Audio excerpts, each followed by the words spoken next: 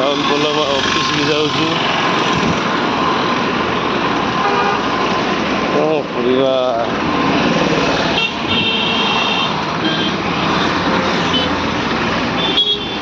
ଖାଇ ପିଇ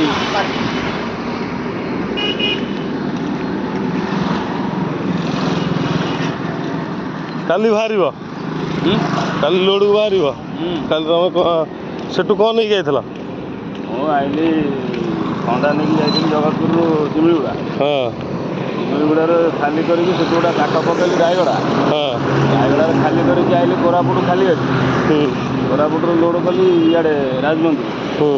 ରାଜମନ୍ଦିରରେ ଖାଲି କରିକି ଆସିକି ମିଶା ହେଇଛି। ଆଉ ଭାବୁଥିଲି ସେଇଠି ଆଉ ଗୋଟେ କରିଥାନ୍ତି। ହଁ, ଦୁଇଟା ଦିନ ହେଇଥାନ୍ତା।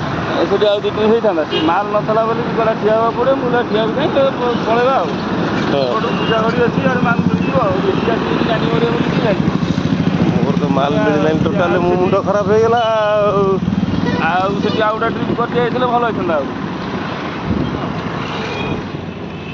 କ'ଣ ହେଉଛି? ଗାଡ଼ି ତ ବାଣ୍ଡା ଦୁନିଆ ତ ଅଲୋଡ଼ିଂରେ ଛିଡ଼ା। କିଛି ତକଲିଫ ନାହିଁ। ଗାଡ଼ି ପେପର ଫେପର ଯାହା ତକଲିଫ ଏଠି ଯେମିତି ସେଠି ସେମିତି କିଛି ତକଲିଫ ନାହିଁ। ଆରାମସେ ସେଠି ଖାଲି ଏଇ ବସିଲୁ ଏଠି। ଆଁ, କୁଆଡ଼କୁ? ଗାଁକୁ?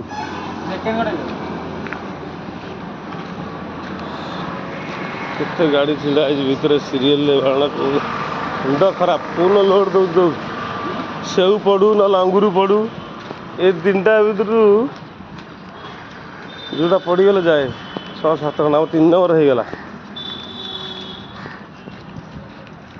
ରୁଟି ଦୁଇଟା କରିବା,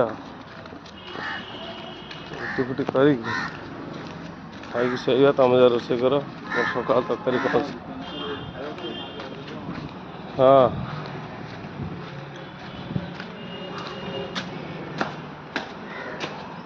ଆରମ୍ଭ କରିଦେଲେଣି? ଆରମ୍ଭ କରିଦେଲ? ଫଟୋ କିଏ ଗଲା କେଜାଣି, ମୁଁ ଜାଣିନି। ଆମ ଟ୍ରାନ୍ସପୋର୍ଟ